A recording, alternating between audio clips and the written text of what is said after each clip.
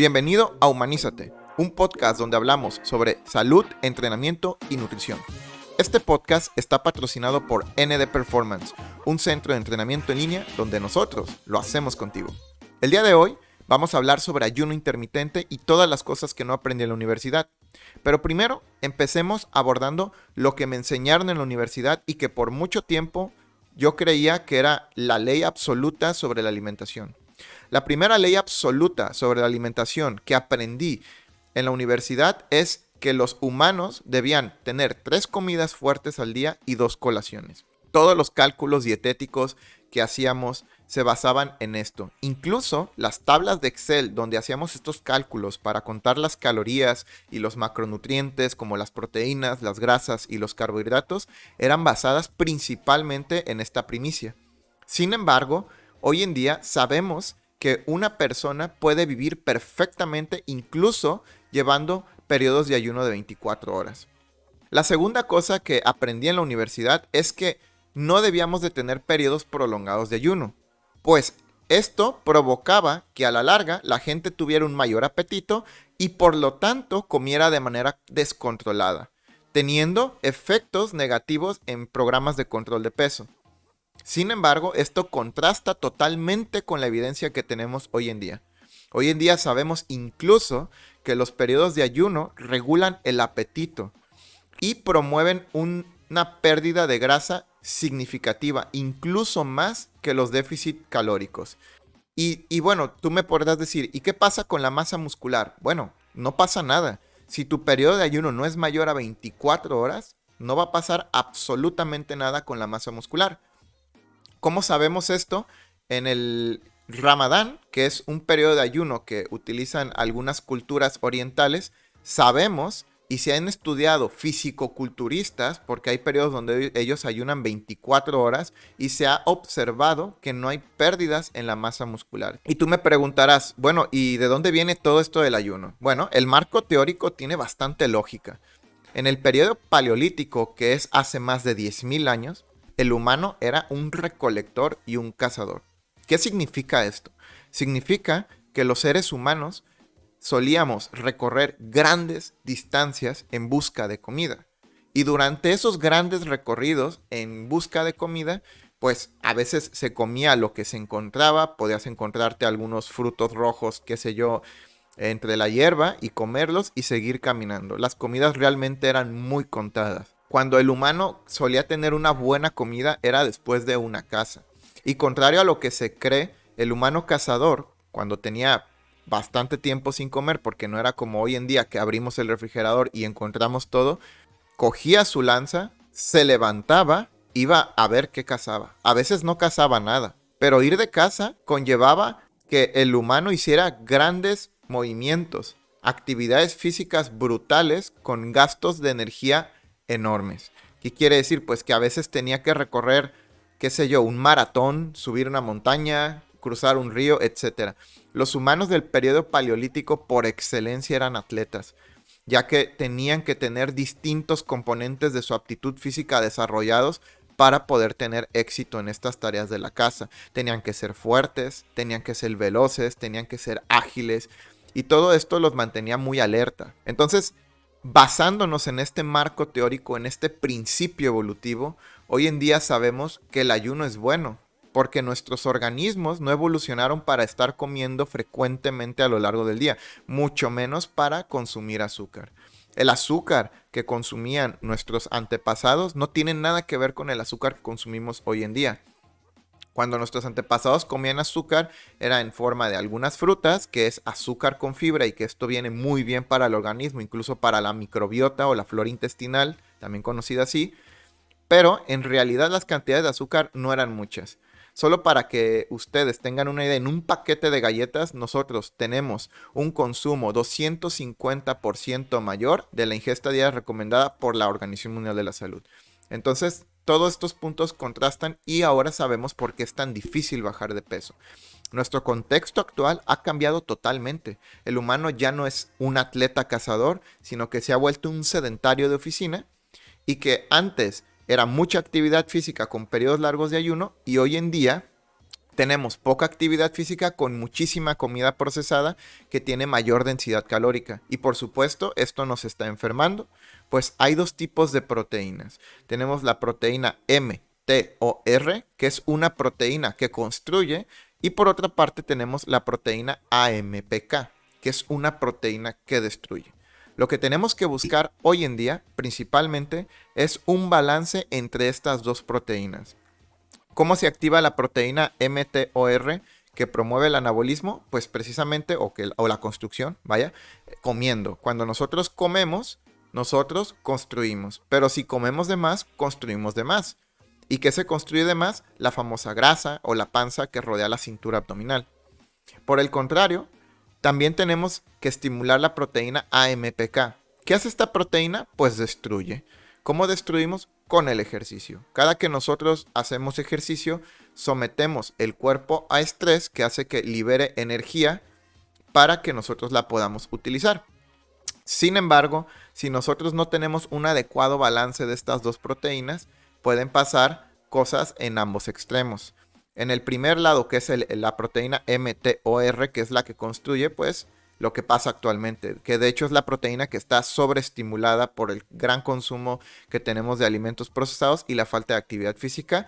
Y los resultados ya lo sabemos: obesidad, diabetes, cáncer, incluso enfermedades relacionadas a la demencia o el Alzheimer. Por el contrario, si nosotros estimulamos la AMPK, ¿de qué manera? Ayunando, haciendo ejercicio, incluso los baños de agua fría contribuyen en esto, pero en primer medida lo que tiene que ver con el ejercicio y los periodos de ayuno. Ahora, ¿qué beneficios tenemos más allá de estos que les estoy mencionando?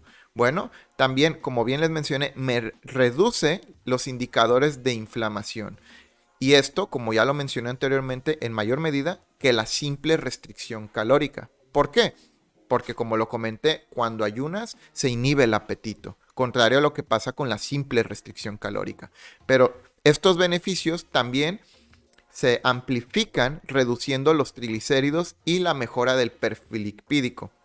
Recordemos que los triglicéridos están asociados a los altos contenidos de fructosa. Hoy en día encontramos el azúcar en gran parte de nuestros alimentos. Es muy fácil ir al supermercado o a una pequeña tienda de abarrotes y encontrar alimentos empaquetados con grandes cantidades de azúcar, que estos se terminan transformando en triglicéridos que abundan en la sangre y que nos terminan dañando. Con el ayuno también podemos reducir este perfil lipídico, haciendo que ese azúcar que está en exceso circulando en la sangre o acumulado en forma de tejido adiposo se reutilice y nos desinflamamos. También se ha encontrado una relación muy potente en cuanto a la mejora de la plasticidad neural. Es por eso que el ayuno, al reciclar ciertas proteínas del cerebro que se dañan, previene enfermedades como la demencia, el Alzheimer, entre otras cosas.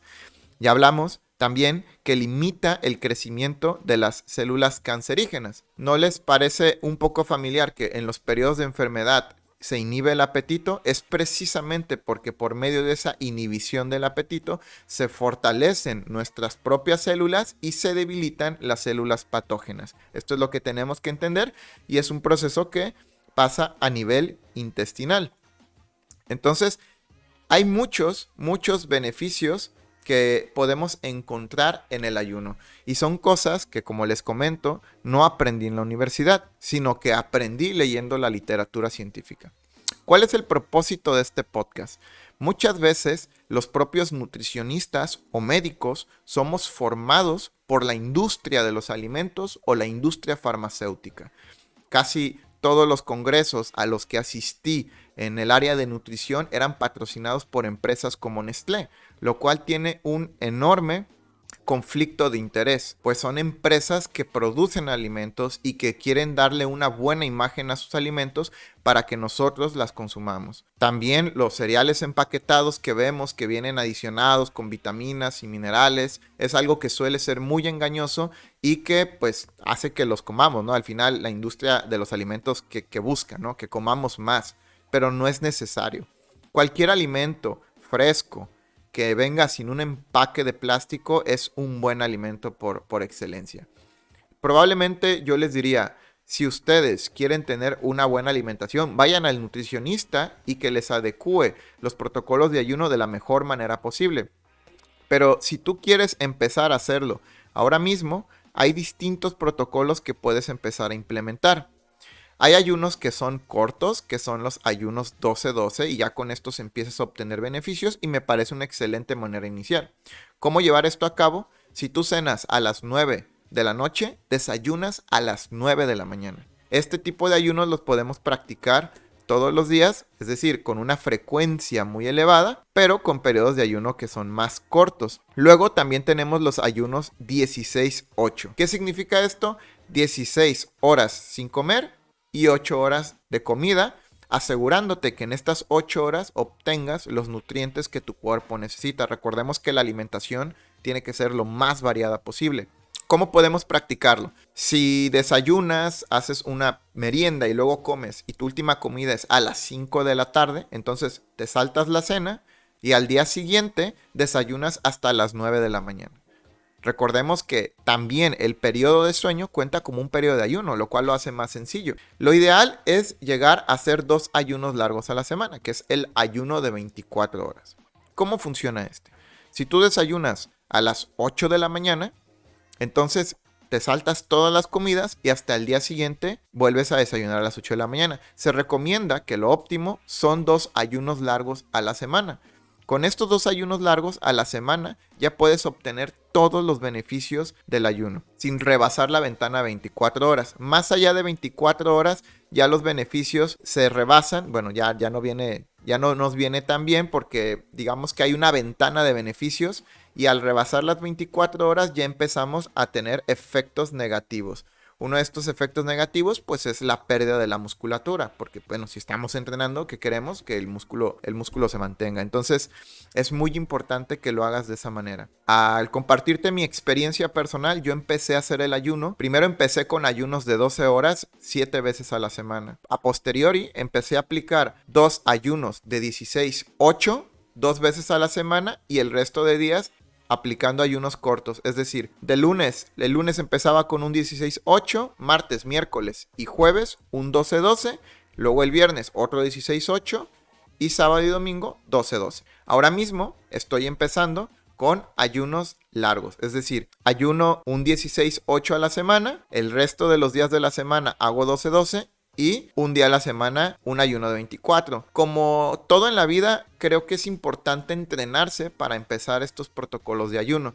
Así como te entrenas pues para sacar 4 series de 10 sentadillas con tu propio peso corporal, llegar a eso te va a costar cierta curva de entrenamiento y de experiencia y de maduración muscular para que puedas lograrlo. Es lo mismo con el ayuno, por lo menos desde mi punto de vista, creo que hay que entrenarlo para poder llegar a los 2 ayunos largos de 24 horas. Es común que durante este periodo de aprendizaje, especialmente cuando estás iniciando, sientas pequeñas sensaciones de malestar, es decir, puedes sentir dolor de cabeza, entre otras cosas, o un hambre intensa, pero estas sensaciones de malestar duran aproximadamente 3 semanas. Después de estas 3 semanas, más que sensaciones de malestar, vas a sentir bienestar. A mí en lo personal me ha ayudado mucho con el autocontrol, ya que, bueno, he de confesar que a mí me gusta, o me gustaba más bien, comer en extrema abundancia. Y el hecho de poder ayunar me ha ayudado mucho a regular la cantidad de alimento que introduzco a mi cuerpo.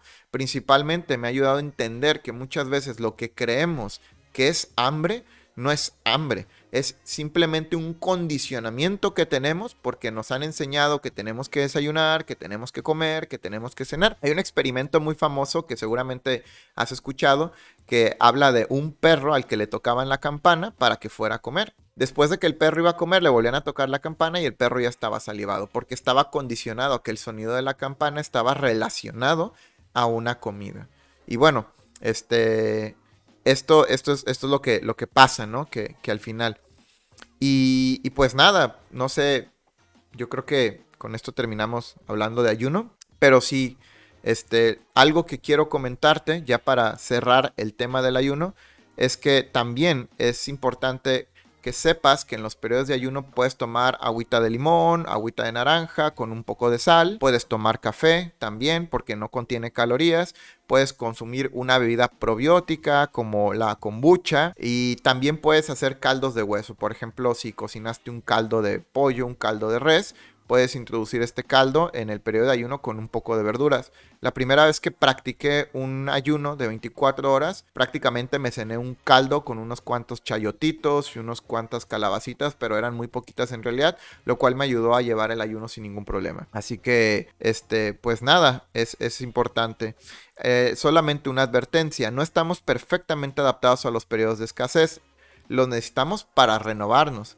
Se ha documentado que el ayuno de más de un año en una persona obesa no tiene efectos secundarios, pero como siempre, la dosis hace el veneno. Si nosotros sobrepasamos o abusamos del ayuno, también puede tener efectos negativos. Entonces, que quede claro que es importante no ayunar más de 2 ayunos de un día en 2 semanas. También tenemos que saber qué efecto tiene el ayuno sobre la mujer. La mujer suele responder muy bien en el ayuno, aunque algunos estudios reflejan una peor regulación de la glucosa en ciertos casos. Respecto a su impacto en el ciclo menstrual, hay un estudio en donde no se muestra ninguna irregularidad por ayunar durante 3 días, pero restricciones tan prolongadas sí podrían ser problemáticas en mujeres con poca grasa, es decir, mujeres que tienen menos del 18 o 20% de la grasa corporal. Recordemos que tenemos que ver el ayuno como lo que es, una medicina, y como cualquier medicina tenemos que utilizar una dosis adecuada. Por ello, vuelvo a reiterar que con 2 ayunos de 24 horas a la semana es suficiente. Ya vas a obtener todos los beneficios y no es necesario ayunar de más. Si tienes alguna duda al respecto sobre este capítulo, déjamelo en los comentarios y con gusto responderé a tus dudas en el próximo episodio. Así que, sin más, esto fue Humanízate y nos vemos en el próximo capítulo.